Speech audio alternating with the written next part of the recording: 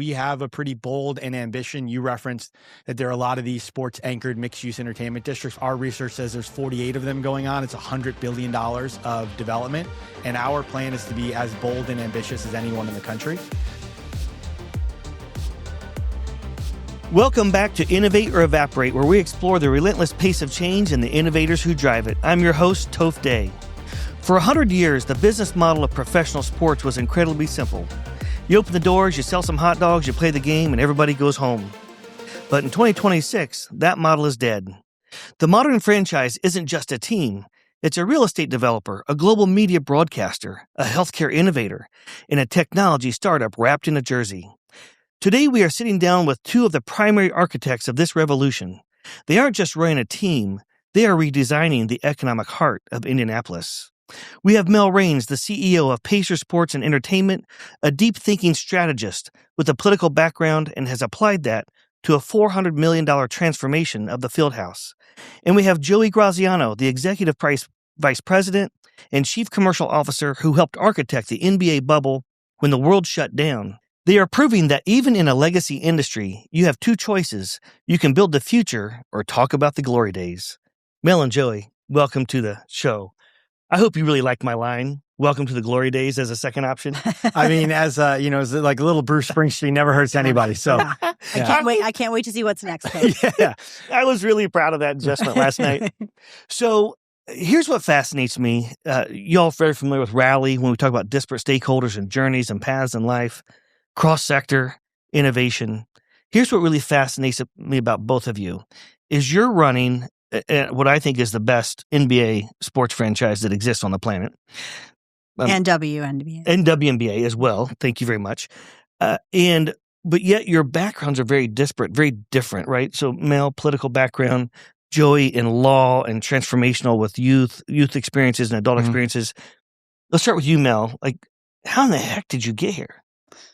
That's a great question. I think about that often and a little bit on accident, like most of us, but I think it was where I was meant to be. So I was really ready to leave politics in 2009. It helped that President Obama asked me to leave my job in the White House very nicely, and we all left. And I was doing political consulting, and I was ready to move home to Indiana, and we had won the Super Bowl in 2012. So I applied to work on the host committee and made my way into sports really late in my career, I guess mid-career, and it led to where I am today. But certainly not intentional, but I think using your skills that you've acquired somewhere and trying to apply them somewhere else, but doing it in the place that I love, that I really wanted to move back to. So that I think that helped a lot. Did you play sports growing up? I did, yeah. I can play, I always joke, anything with a ball. I can't do any Winter Olympic sports. I can't skate. I can't ski. I can't ski and shoot a gun at the same time. I can't do any of those things, but I can, basketball, volleyball, soccer, tennis, any of those things. Now pickleball, Oh, pickleball is the best. Yeah, I love it. I'm the same way, by the way. If you put wheels on my feet, it's a complete disaster. Yeah. I can kind of ski. I like to think I'm Tommy Moe, like downhill in the Olympics, but I'm kind of the same way. That's in your head, by the way. You think that's... I think curling might be my only Olympic sport, but I just have never done it. So there's still time. There's curlers older than I am. I love it. Yeah. That's awesome. Joey, your background, law, right? Yeah. And you were at a group that was doing transformational activities with youth and adults. Then you made it to NBA, right? Yeah. And then came to the Pacers. Tell me about that journey. It was... we had a rule in my house. My dad was a New York City fireman, and the rule was if your neighbor's house is on fire, do you run towards the fire? And that meant to be somebody of substance in our house. It was a very simple test that my father taught myself and all of my siblings. And so I had a really fun career as an attorney. I thought I probably had a long runway to go. I was learning something new every day from people way smarter than me. And at that time, though, a family who had been really instrumental to mine during 9/11 came and talked to me and said that their company was going through a bet the company litigation and they needed me to leave. And so I gave 2 weeks notice that afternoon, changed my career, and I went from working in a very fancy suit with an assistant and all of the bells and whistles that my parents, worked so hard to provide me. To the next day, I was working above a Jimmy John's, working on a card table and building a startup, taking it from employee 50 down to employee 1 and rebuilding it to 1,500 employees by the time I left. And I certainly got the entrepreneurial startup bug. I probably realized I was never going to go back to being a traditional attorney after that experience. But to me, it really started from having this value-based decision-making matrix. And so it led me to a path I never expected or thought about. I never thought I'd work in sports. I was a college athlete, and that wasn't a goal or a desire. I always just wanted to work around really smart people and do hard, complex problems. What was that business that you broke down and built back up? Yeah, it was called the Head First Companies, and we were an educational tech company that certainly had a really great opportunity. We had about a third of the IP for Major League Baseball. We worked across a number of sports in the recruiting space, which now, of course, in college athletics has been really transformed. And fundamentally, we created stories like micro immersive versions of Disney World. And so I was spending my days like I was working at WWE, writing the stories. Everybody was a cast member, and transitioning, traditional things like camps and clinics and after school programs and conferences, teaching 6 skills that we believe in science teaches you lead to lasting happiness and success. Skills like goal setting, emotional mastery, self-efficacy, resiliency, optimism. Incredible skills that I think all of us use and learn in our work every day, but they're not taught in school. Right. And our belief was you could teach them like you could teach math. And that became very, very popular. That sounds like a whole other podcast episode. Yeah. That's fascinating. Well, so let's kick it off. Here's what I'm really fascinated by is this idea of turning the real estate around stadiums into villages. And that's something that you're well underway with at the Pacers organization. Yeah. So I'm curious about that, Mel. Like, when did those conversations first start? And how did you who all was involved? How did you architect like how you're going to go about thinking? Let's just use the Pacers in Indianapolis as an example here. I know other teams are doing it, but because there's some specific projects you're working on that I'm really fired up about. But how does that come about? That's a massive transformation.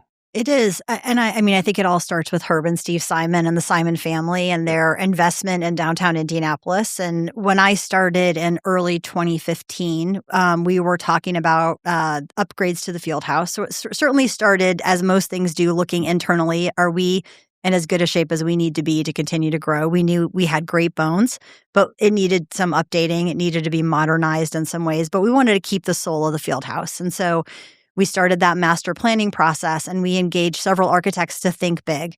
And the best advice that Herb gave me during that process was don't give them a budget. Just tell them to think big. If you were going to turn this into the Fieldhouse of the future, what would that include? And all of them looked both inside the Fieldhouse, but what could it look like around the Fieldhouse? Yeah. And if you were building new today from scratch, and we've seen this with Intuit Dome and out in LA and certainly the Chase Center in San Francisco that opened not that long ago, any new arena would have mixed use around it. That's just part of the formula of what you would do. And we're doing it 25 years after we opened. But we started to envision it during that master planning process. Morris Bicentennial Plaza and Commission Row were sort of the beginning of that, opening us up to downtown in a different way, adding additional amenities around the Fieldhouse. And we've been also started thinking about the CSX project at the same time, and that took a few years to get together. And we're super excited that we're going to be bringing a Ritz-Carlton to Indianapolis and the Live Nation music venue, which complements the Fieldhouse music program really well. And then the Fever Performance Center, came into the mix, and that found the right spot with the help of the mayor. And I think there's, more to come, certainly. But we wake up every morning with a FaceTime from Herb, and he starts out by saying, "What's next? What are we doing today?" I mean, he just wants to push forward and continue to invest. And so that is our vision, and that's what we work on every day. So I love that. What's next? When you're right now, as we sit here, you have the new Fever facility, the Ritz-Carlton, and the music venue. 3 massive projects in of themselves going on right now. Is there another big one I'm missing at the moment? Well, there's, I think it's been reported that an entity that the Simon family owns has acquired some properties on Meridian Street too. So that's certainly complementary to the Ritz, the back door of the Ritz Live Nation venue. And then I think he certainly is in thinking in his head and pushing us to think about what else we could do to continue to grow downtown. Yeah. I think like this 4,000 music venue thing, I'm really excited about that. I'm thinking it has a potential home for Raleigh in the future. Absolutely. Yep. Absolutely amazing. But these projects, it's not just a hotel project, right? When you think about bringing the Ritz-Carlton here, like how that changes the perception, of a city. Like, Joey, how do you as you're thinking about the vision for the Pacers moving forward, what are the other downstream impacts of just getting a Ritz-Carlton? It's really interesting. I think there are micro impacts. As an example, we got an anecdote from a colleague who has a condo downtown and said that since we've announced the Ritz, they've had 9 showings, which they hadn't had a showing in the months prior to that announcement. So I think there are micro impacts. To macro ones, I think we have a pretty bold and ambition. You referenced that there are a lot of these sports anchored mixed use entertainment districts. We've done a lot of research. Our research says there's 48 of them going on. It's $100 billion of development. And our plan is to be as bold and ambitious as anyone in the country. We're excited about that. We think that it gives the model for American city redevelopment post-pandemic that American cities across the country are still struggling with. There's still 20+% distressed commercial real estate in most American cities right now. And we're excited about what our vision can do, not just for Indianapolis, but how it can be replicated by other cities across the country. And I think that's part of how Herb thinks. It's certainly he wants it to be good for us and the city, but he also wants it to be great for his partners across the NBA and WNBA. And we know there's half the league right now is going through a similar transformation. Something I think is really special about Indianapolis and what we have here. I can't remember the year that Simon acquired the Pacers. 1983. 83. And they started Simon Malls in the 70s, I think. That sounds right. Roughly. And I think they really intentionally acquired the Pacers because of the importance of having professional sports, in a city like Indianapolis. And it's tough owning a professional sports franchise. But at the core of that ownership over the years has been community. And I think that's really special. What gets talked about behind the scenes on like the importance of doing these things that you always don't get to say publicly about having community at the core that's driven in the culture of the organization? Well, it starts with Herb, who always tells us that Indianapolis and Indiana have given him and his family more than he could ever give back. And I think in his Naismith Hall of Fame speech, he talked about how the mayor at the time, who I think was Mayor Hudnut, came with some community leaders like Jim Morris and others to talk to he and his brother Mel about buying the Pacers because it was going to maybe move out of town. And they thought, I think it was a 20-minute meeting, how special it was that they would be approached about this. And so they, were honored to be asked and wanted to help. And so they said yes with no due diligence at all. Let's just figure it out. He found out they were the 5th group that they'd been turned down by 4 other groups, and they were the first to say yes. But I think that was fortuitous for a number of reasons. And they found the right family that was in it just for what you said, for community and to do the right thing. And that, Indiana can't be without a professional basketball team at the time, right. Only the men's. But, Herb is now, and Steve, the longest standing owners in both the NBA and the WNBA with our teams. Well, I didn't realize that says, That's that just impressive. says a lot about their commitment. Yeah, I would just add, I think one of the exciting parts of this around the community is that there's growing segments of Indianapolis. We've got a burgeoning Latino community that continues to grow. We've got an incredible Haitian community, a Burmese community that's exciting. And traditionally, some of those communities would under-index on basketball. Yep. And so we will always first and foremost be a basketball core company, but it's the power of and. Yes. And so we think about that holistic entertainment. I think we're excited to have our employees be as excited, as fired up, thinking about, when WWE comes into town, or how we think about our Latino concert business. Those businesses are just as important because what they're doing is bringing those entertainment assets to a wider interest level. And so we think about, and I want our team to be as focused on how our, restaurant performs at Commission Row as they are about how a Tuesday basketball game performs. And I think it's a shift in mindset, but it's certainly one that we've seen our colleagues are really, really excited to think at that larger level. I think I read somewhere, Joey, you talk about the businesses that Indiana needs to round out its portfolio. Yeah. And is that what you're kind of talking about, or what are some of those other things that have come to mind that you're thinking about that we need to round out our portfolio? Well, I think it starts with trust, and Mel referenced there's decades of trust here. Yeah. And when you have that trust, I think you have not only an opportunity, but maybe a responsibility to then expand on that trust. Yeah. And as we're doing it, we've certainly seen, our opportunity with the hotel and the Ritz, or how we're thinking about the music venue, or some of the cultural partnerships that we've thought about. It's certainly with the idea of we work in the business of fans. I think that is really important. We don't have customers. We have fans. Yep. And I've often said that it's probably an irrational decision at this point to ever get off your couch. I think last week with the snow, we were reminded of that. You can work from home and you can order Uber Eats. And because of that, we work in this irrational decision business. Everybody who comes to us every night comes with that energy and excitement. They are doing something that they are expecting us to deliver at a level. And for many of us, myself included, basketball is a big part of my fandom. But I'm just as interested in country music as I'm interested in an incredible chef's table.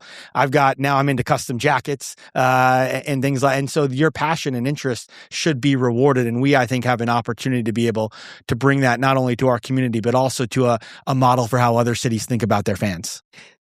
This is going to be a super small minutia item, but one of my personal favorite experiences at Pacers game is watching I love Boomer's personality. I think he's amazing. But when he comes down out of the rafters and he goes back down, up into the rafters, I just love it. I would never do that. I'm terrified of heights. Yes. I call it people checking the attachment and the harness. If I was doing it, I wouldn't be flipping in 360s while doing it.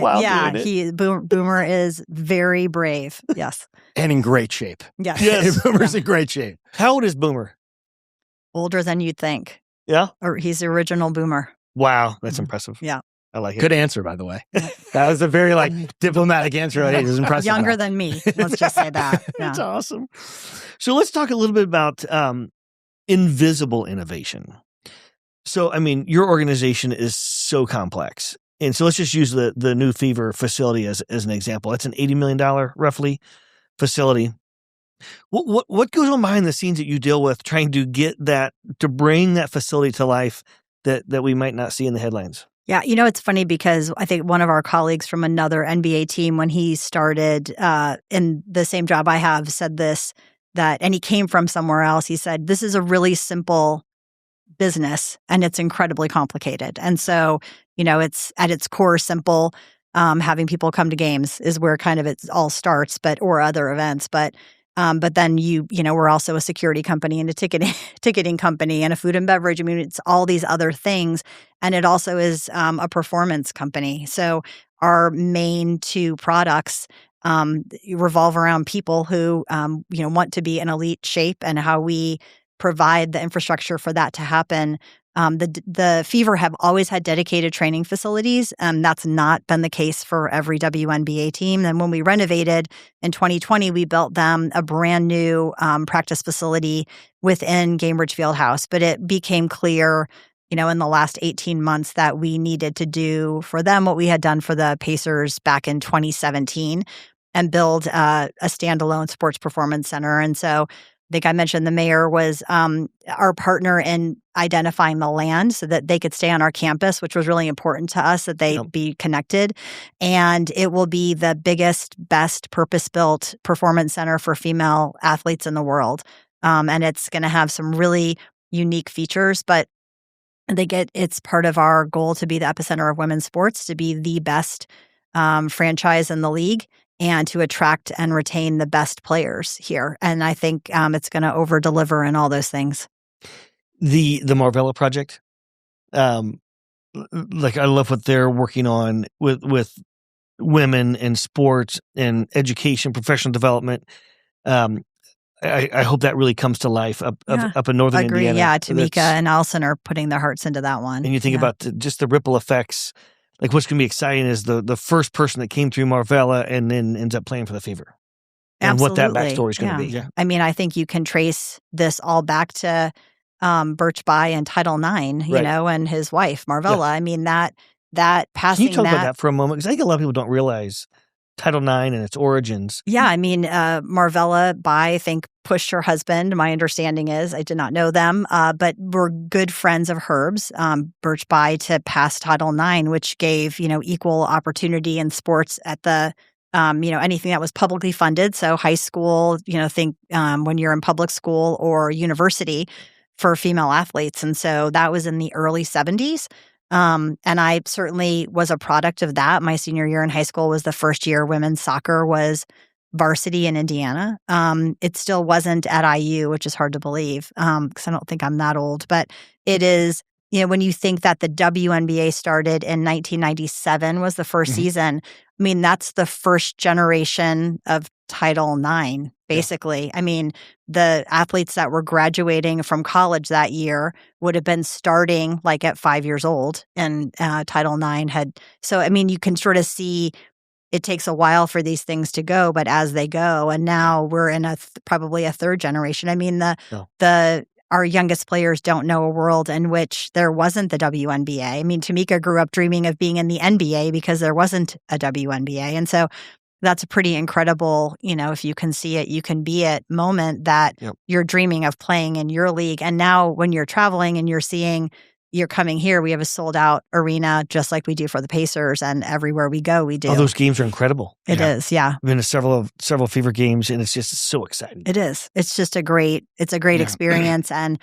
so the kids going to those games, the boys and the girls, assume that it's a full house for the women just like it is for the men. And when I was their age, that just wasn't the case. So, I mean, I think it portends well for the future of women's professional sports. And I think what's underreported that people, is that we really only have a between 5 and 10% overlap between Pacers and Fever fans. So it's a completely separate fan base. So you think about where that audience was just a couple of years ago, they weren't engaging with us. They weren't watching. Like, we've now delivered something really authentic to a particular fan base. The Fever fans, more than 30% of them come into Indianapolis from outside the state of Indiana for every single home game. Maybe 30% of Fever fans that come to games come from outside the state of Indiana? Correct. It's actually 34%. It's a wild. That's amazing. So they're driving at least 2 hours. It's a wild stat. Or from the other side of the world. Yeah. I mean, it's not just Illinois or Iowa or we had fans from all 50 states and 44 countries last year come to a Fever game. And if you think about like what market that's like, the only one that I can think of is and looking around is maybe it's the Las Vegas Raiders, where a third of the building for a Tuesday home game is filled with people traveling from outside the state to attend. And so that kind of opportunity that we have is just truly unprecedented, because we have this moment where, if you think about where the WNBA, given the investments that Mel referenced, it's at this inflection point. And so I think what we are committed to as an organization is to attack that moment and to have all of our best resources focused on it. And I think the Performance Center is one of many steps we're taking to put our resources behind this moment. Are there other ways that you will leverage the Performance Center around games, or are there things that you're thinking about? There will be some public space. There will be a team store in it. I mean, the team store is quite popular for the Fever. We could use more footprint. So unique items you wouldn't be able to get in our team store, you'll be able to get in the Performance Center. There will be a Hall of Excellence, so kind of like a Hall of Fame. Yep. And then some additional space for potential future endeavors that Joey will come up with, I'm sure. I love it. So, Joey, you were just rattling off some stats there. Yeah. So now I want to go to another invisible innovation, which is data. Yeah. And so all industries are just changing so fast. And when you have the depth of data that you probably have access to, it's just like what Mel just said. What are you going to dream up next? Yeah. Talk to us about that. How do you think about data getting managing? Do you have how big is the team that manages your data? Like, talk to us about that. And what was it like trying to get your arms around it? Yeah, I mean, it's certainly one of the biggest opportunities that we think about on an everyday basis. And you started the podcast by referencing that this business is going to look very different than it has. And one of the ways is there used to be, in all of sports, there are big markets and there are small markets. And I view that just like you would in industries. There are markets that are small and big and different addressable markets. Well, I think because of data and digital and earned media, the market size of our industry is rapidly changing. Yep. And so I can imagine a world over the next 5 years where, the New York Yankees and the Tampa Bay Rays actually play in the same business market size, because the market size is the world. And it's your opportunity. The playing field's getting leveled, right? It's 100% getting leveled. And I think we think about data as one of the real ways to level the playing field. Yeah. And, when I reference that stat about fans engaging with our brand from around the country and the world with the Fever, or last year when we were in Paris with the Pacers, and we had fans that were sleeping outside the locations of our Quest for Gold scavenger hunt, sometimes for 12 or 14 hours, sleeping outside to be first in line. I think that shows the power of your brand. And that the imaginary lines that have been drafted under the different paradigm may no longer apply in this new world. And so when we think about how we're thinking about data, it's through that lens. It's how can we deliver more personalized and customized experiences for our fans who exist not only in our market and we're going to always take incredible care of the people who are coming to a game on any one given night, but more and more, our fans may not be able to. So it's beholden on all of us to deliver other experiences and opportunities for that fan to be able to express their fandom. So that leads right into global brand strategy. And so, what are other things that you're thinking about from a global perspective to advance the organization on how to embrace and ingratiate those fans that live in Poland or wherever they might live? Yeah. I mean, I think it goes back to our ownership. I mean, first and foremost, they're hungry to expand. And so they've given us an opportunity. Last year was in Paris, and we've got future opportunities to be able to play internationally, which I think is really important. The NBA and the WNBA have recognized that some of the traditional rules that limit a team's ability to be able to spend their time and energy international, those rules are breaking down. Yeah. And so in doing so, I think it gives us this incredible opportunity for us to be able to take the parts of our brand that we know resonate and to define unique business models to bring them international. And it's going to require investment. And I think one of the reasons why I'm so excited and feel so fortunate to work here is that we work for a group that investment is not something we're shy with doing. We believe in our city. We believe in, the Pacers and the Fever, and we certainly believe in and should be really proud about bringing those beyond our boundaries.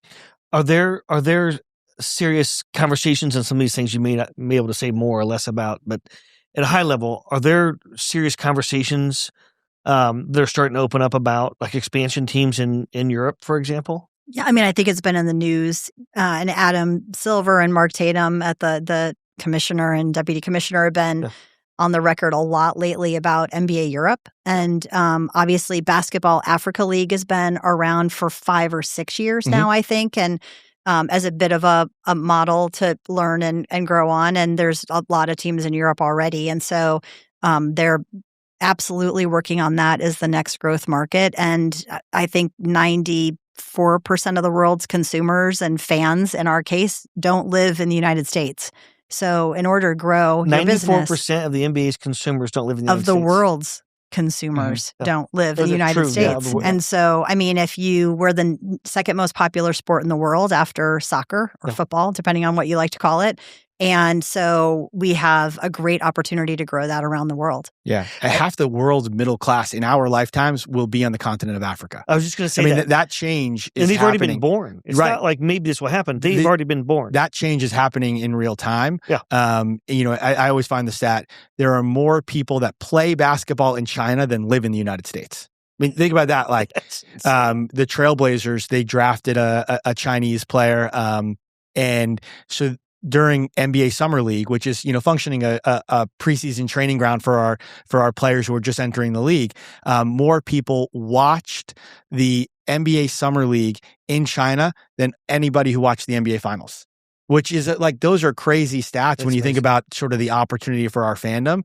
And for us, while it's actually, easier to watch a game in Asia, given the time difference, you can watch during your morning commute. If you live in Europe right now, it's really hard. And you think about all the incredible European basketball players who've come into the league recently. It's really hard to watch an NBA game in Europe. You've got to be incredibly committed to watch something at 2 a.m, 3 a.m, right? Right. And 82 times a year. Yeah. And so I think one of the opportunities that we have as a league is to think about how do we identify that opportunity and take on and build new business models that allow, and certainly there are going to be advancements in air travel that allow things to be possible in our lifetime that aren't today. But there's other new businesses that I think we're excited in as the brand with the Pacers and the Fever. We know we have fans sprinkled throughout these countries, and our opportunity is how do we go bring the game closer to them? Hi, I'm Mayor Chris Jensen. Innovation doesn't always start where you expect. Across Indiana, a new kind of innovation ecosystem is taking shape, bringing together elite athletics, advanced engineering, healthcare, and next-generation manufacturing. And it's happening in Noblesville. Discover what's taking shape at choosenoblesville.com/innovate. Noblesville, all about you. How does the model evolve for players to get more integrated into those efforts or into their local communities? So, like, there's stories of, for example, with Steph Curry and being an LP and funds and gets them kind of integrated into the tech and the innovation community. And I think some of that thought is like to get them anchored into the community, but also life after basketball. What are some of the things that you all talk about, or that the players have interest in off the court, even while they're playing, but how they want to get integrated into their communities or in some of the various initiatives that you're working on? I mean, I think it's unique to every player, Yep. Obviously. And like Tyrese, when he re-signed his deal with us, he made $100,000 a year charitable commitment to Indianapolis and Yep. in 3 buckets, and is executing on those things. And different players have different passion projects. Pascal has different charitable interests than what Miles Turner had when he was here. He had his own initiative.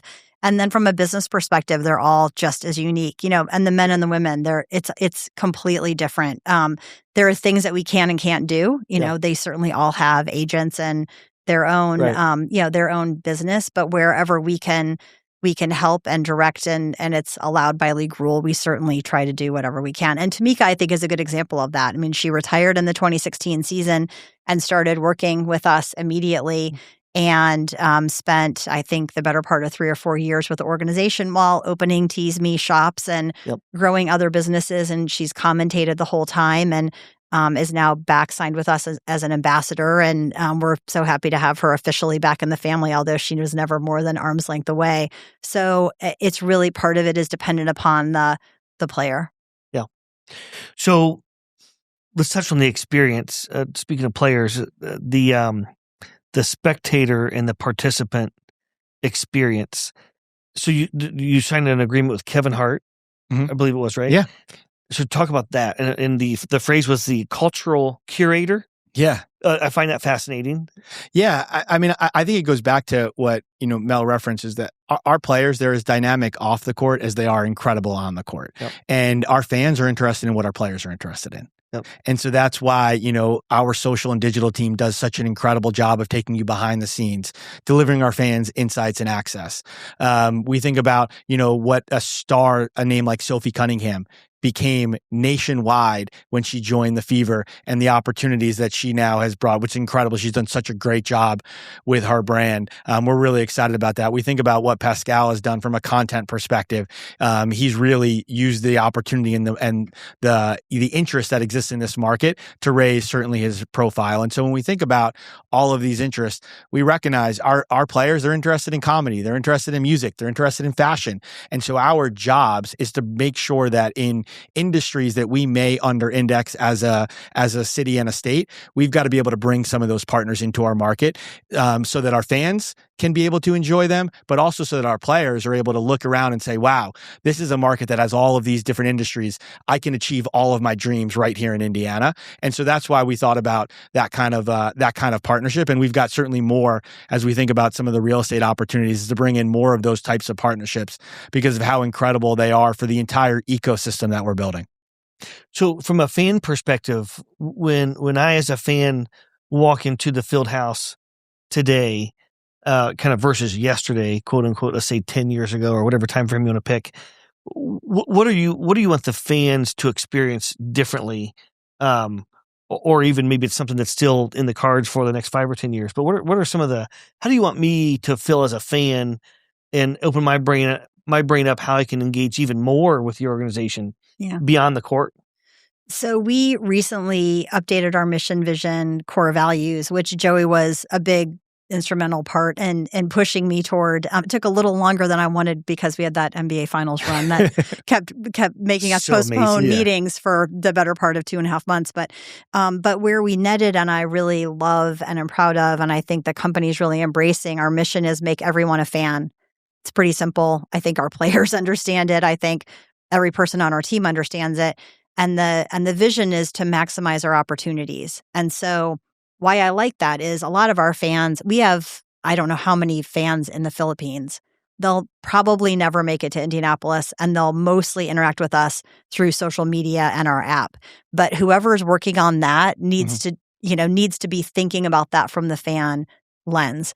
And the same for anyone who walks in the doors of the Fieldhouse. Yep. As Joey said, it's very easy to sit on your couch and watch your 4K TV. So that has to be an extraordinary experience. The hot dogs have to be hot. The beer has to be cold. The place needs to be clean. Our ushers need to be welcoming. Our front of house staff, I think, is exceptional.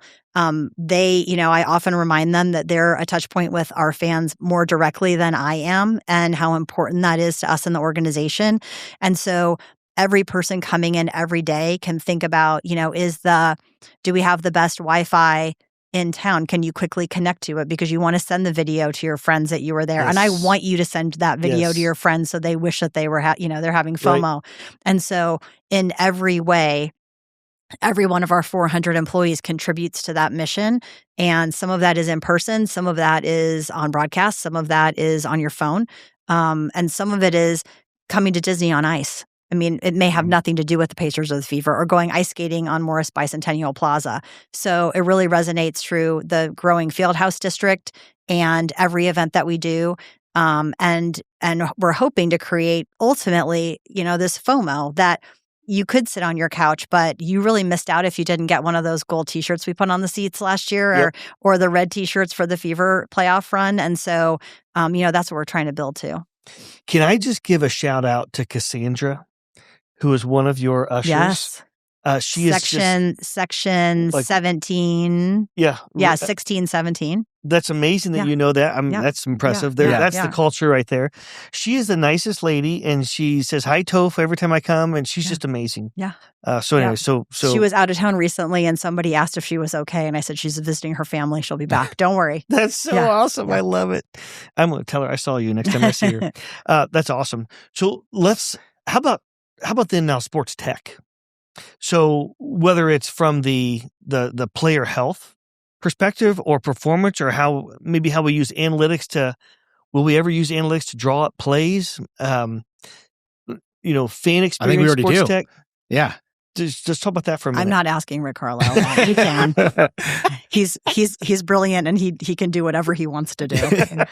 I think the NBA has always been incredibly tech forward. I think it's part of our culture, and it really stems from our owners, especially some of our owners right now, many of which have a tech background across the league. Right. And so they continue to push that forward. We have at NBA All-Star, Adam has his annual tech summit. So I think it's wired in our culture to be incredibly tech forward as an organization. We have NBA Launchpad, where we take a look at early stage companies that may not have an addressable market to fit in a broader environment, but do at the NBA with their support.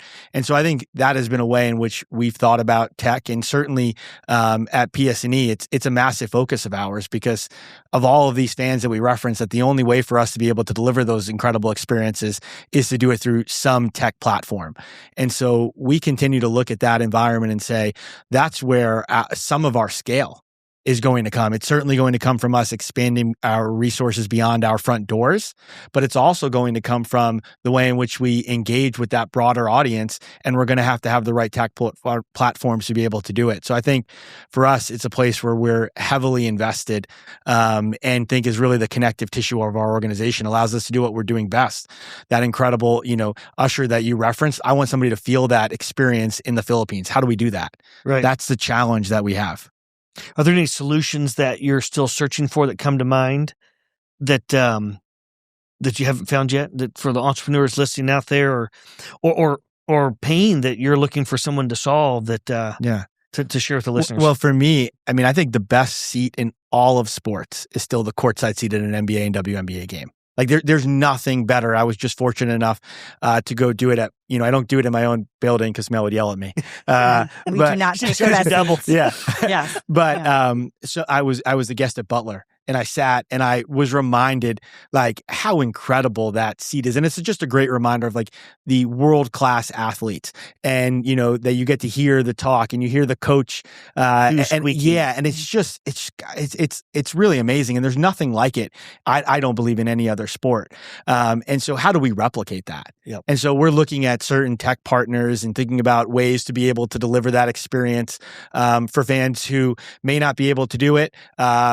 Or it's not enough inventory, and so we want to increase that inventory. And so we're thinking about that a lot. Like that incredible experience is still something that we're really excited to be able to identify the right tech platforms for. I love that. We're getting close to the our time here, unfortunately. But are there any other initiatives that y'all have been thinking about that I haven't asked you? Some of the is many behind the scenes secrets without giving the secrets away that you guys are thinking about? This is my boss. I'll let her in. I'll let her give up the secrets. Well, I mean, I think, listen, we're constantly thinking about how we can improve the experience, whether that's in person, online, making it as frictionless as you possibly can to come to an event and make it something that you have an intent to return and you intend to tell your friends and family and others that ask that they should go.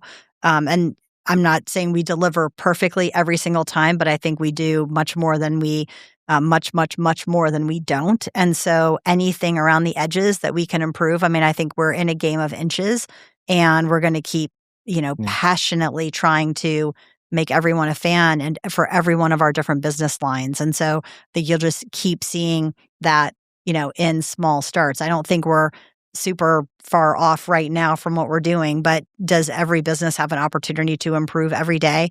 Absolutely. That's what drives us to go in every morning and to exceed expectations as much as we can. Yeah. And I would just add, I think, one of the things, if you look at our city and state, I think we're at our best hosting major events. Yes. It's when this city comes together. It's when the state comes together. I say the superpower of this state is its ability to disagree and commit. I from not being originally from here and having run things around the entire world, I've never seen any place where that many people can disagree on something, but yet decide, hey, we're going to move forward, and we're going to move forward, and we're going to do it with all of our heart share. And so I think the challenge that we all have is how do we do that on a more regular basis? Yeah. And so when you reference something about the Fever, when we've got these fans coming in, I want every day to feel like the WNBA All-Star. I want that connective tissue where you know exactly where to stay, and we are able to deliver the exact right culinary experience pregame, and it feels like that special event. And so I think we have this opportunity to recognize our highs are as high as anywhere in the world. How do we do it more often? I think is the way in which we're thinking a lot about the tech advances and the investments that we should be making. It's really being able to replicate this more often for our fans. We had the opportunity to participate with you all in the NBA with the All-Star pitch competition. That was really phenomenal, and the exposure and the ripple effect of that kind of an event with those entrepreneurs was just amazing. Is there anything that comes to mind that we could be doing as a community to be more helpful for some of the initiatives that you all are embarking upon?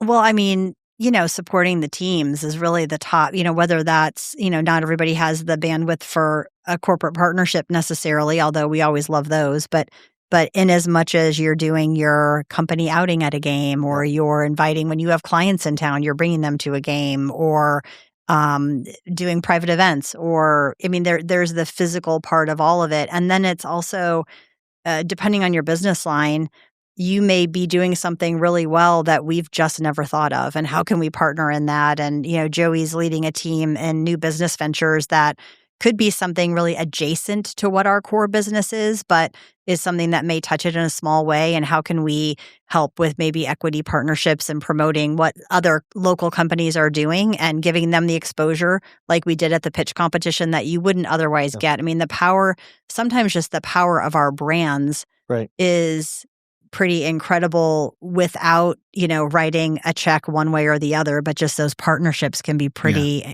impactful. I think I heard, this was on Shark Tank. I think I heard it once. Mark Cuban made the comment about people will pay for experiences, right?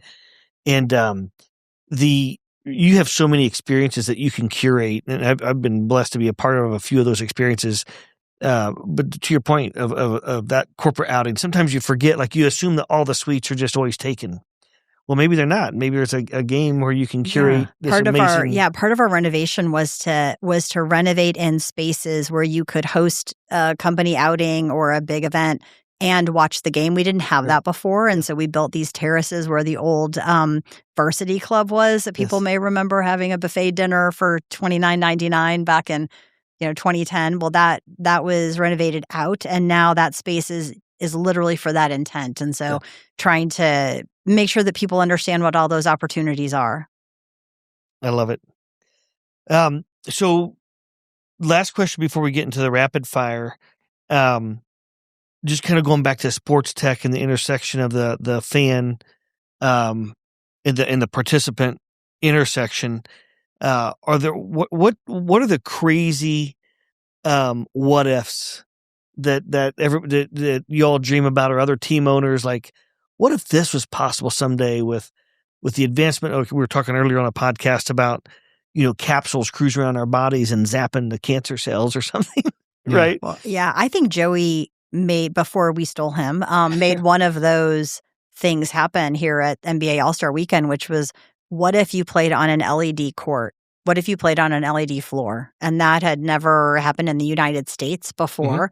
And was not an easy thing to pull off and put in Lucas Oil Stadium for the All-Star. It was both for the celebrity game and then All-Star Saturday and night. then All-Star Saturday night, which was skills and slam dunk, and that really made that event pretty incredible in Lucas Oil Stadium, which can be hard to watch a basketball game in, but that court was really it was just unbelievable. So those are the kinds of things where you start to think, what will the world look like in 10 or 20 years? That's probably not imminent until they make it a little quicker to get it in and out. But I think that's the kind of thing that will happen in our lifetimes.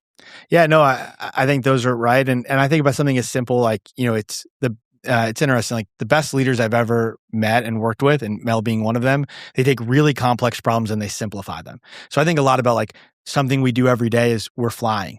And there really hasn't been a ton of innovation in our lifetime in the amount of time it takes to get from one place to the next, right? It's still 6 hours to get from coast to coast, and so I think a lot about the world being so much more connected digitally, but how are some of the physical limitations going to be overcome over the next number of years? And I think it's easy to run towards AI as a buzzword, but I look at those like core things we still do every day, and I don't see us not flying places. And so where is the next innovation coming from in an industry like that? And you think about what that would do for us, our player health, the ability for our players to be able to get the type of rest necessary to perform at peak. Certainly for our fans to feel like being able to experience that live experience is more possible.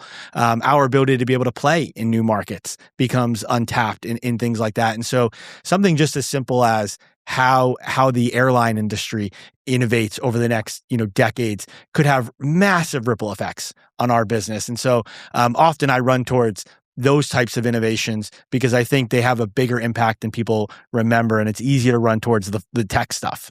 I think that's really interesting. Like the concept of the boring, boring companies are now sexy today, right? Because they just make money, right? Yeah. So the widgets, that made me think of you were involved in helping architect the NBA bubble. Yeah. And so were there any learnings? So speaking of those kinds of opportunities, were there any learnings that come to mind out of what you had to go through to figure out how are we still going to play? Yeah. It's interesting for me that everyone always wants to talk about the return to play. And it was a wild time. I remember sleeping on the floor of my second bedroom for multiple months because I didn't want to wake up my significant other because of the hour that I was coming back in to work. And I know she was working we were working from a tight New York City apartment at that time. And the thousands and thousands of presentations and the models and the crazy ideas. It was like an entrepreneur's dream. I remember the first one that our small group came up with was to bring back the MBA in Wuhan, China. Thinking that if that was the first place to go offline, maybe it's the first place to come back on. That probably was not a good idea. But it was an idea we put forward. And I'm glad, owners like Herb had the sense to recognize and maybe pivot us in a different direction. But to me, the lesson was, how do you shut down the league? If you think about what was so incredible about that moment was there weren't phone calls, there weren't 1,000 emails that had to get sent. There was a very simple test that the commissioner established. If a player tests positive for COVID, the league is shutting down. And overnight, a multi-billion-dollar industry shut down. And think about what that did for the rest of the country. It gave permission to be able to prioritize a pause to figure out how best to bring back work and entertainment. And so that to me is the lesson I will never forget about that moment, was all of the work and the thought and the leadership that was required to shut down the industry in order to bring it back. And it's something I think about all the time. Yeah, that's really interesting. So you're saying that there's a lot of effort put into how we shut it down, but not a lot of effort into how we keep it open. Well, at that time. Well, I think it was the first step. Yeah. And to me, it was this great lesson of like taking a really complex problem of multiple, think about multiple states who were going to approach the pandemic very, very differently. Those states have multiple governors. You've got multiple owners, all who are incredible in their fields and big opinions. And yet it was a seamless ability to be able to not play basketball anymore. Yeah. And I think that part of the leadership is just under talked about. Yeah. And the lesson and the case study of how you lead compared to there's lots of people who want to talk about how do you bring it back. And it was incredible. And the work that was done by some of the people, there are stories, there's books and books and books and movies that can be written. And I know during the new media deal, it's one of the Disney has the rights to be able to tell that story. And it will be an incredible, fascinating story. And it was one of the highlights of my life, let alone career, to be a part of that. But I think that part, I think often about Adam's leadership, Commissioner Silver's leadership in shutting down the league is just an incredible testament of strength. That makes me think that I recalled the March Madness that year. That Indiana, that was the next year. It was a year later. Yeah.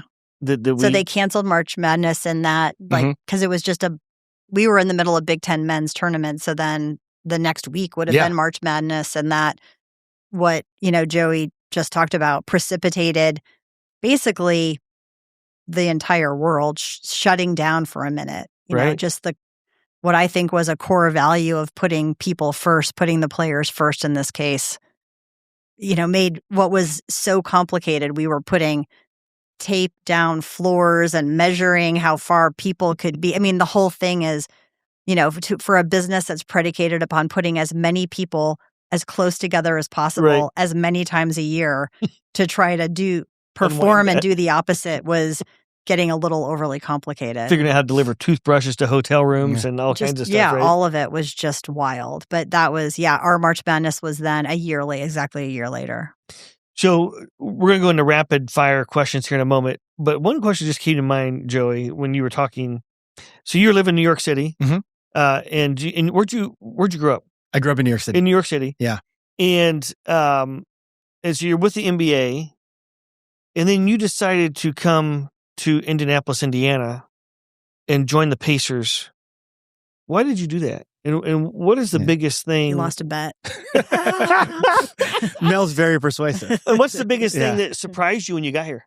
Well, the great part was that I had worked with Mel and team bringing NBA All-Star here. So, I certainly got to work with the team. But I'd always thought this was the best ownership group in sports. I've been blown away by Herb Simon and his energy, his passion and for growing and for pushing every day is something that it's almost impossible to replicate him and Stephen Rails and the energy that they collectively bring.